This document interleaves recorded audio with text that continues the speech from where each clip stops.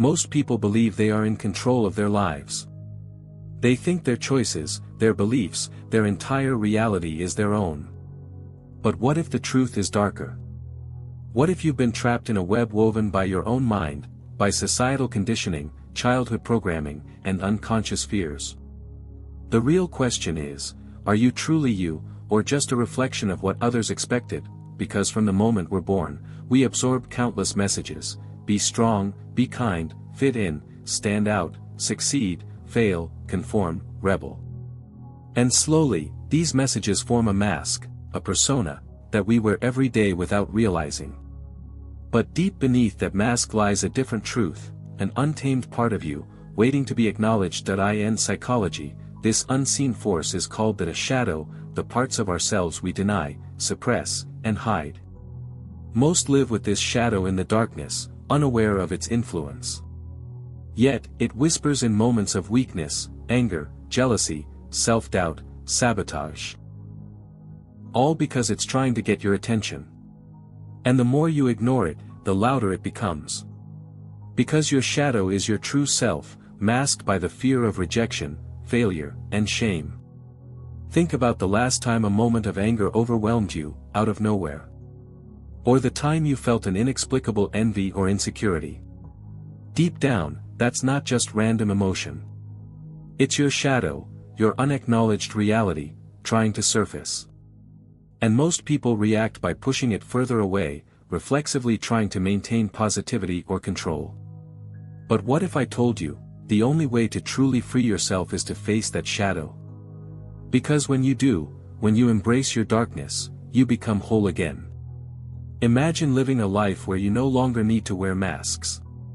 Where your reactions are genuine, your desires are unhidden, and your fears don't hold you hostage. That's the power of shadow work, acknowledging the unacknowledged. It's discovering the parts of you you've been told are shameful or wrong. And owning them with courage. Because true strength is not avoiding the darkness. It's integrating it. And this is where real transformation begins, when you realize that the parts of yourself you've judged most harshly, your anger, your greed, your shame, are actually the keys to your freedom.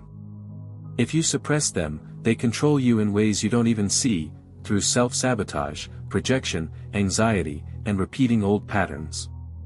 But if you confront and accept them, you reclaim the power to choose. Because the only way to be free of the shadow is to face it head-on. So, how do you begin that journey? How do you start unmasking your true self?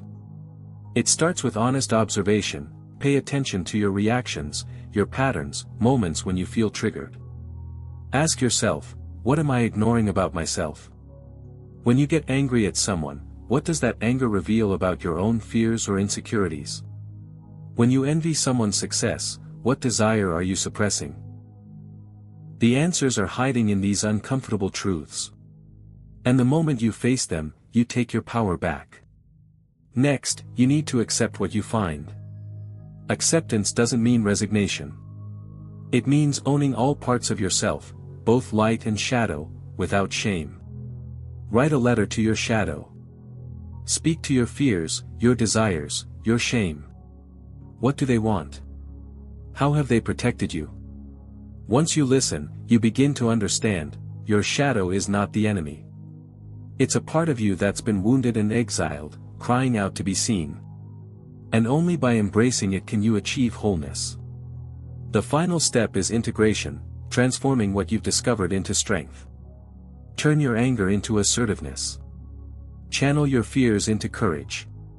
Let your shame become resilience. Remember, Jung believed that wholeness isn't about perfection, it's about acknowledging all facets of your being, without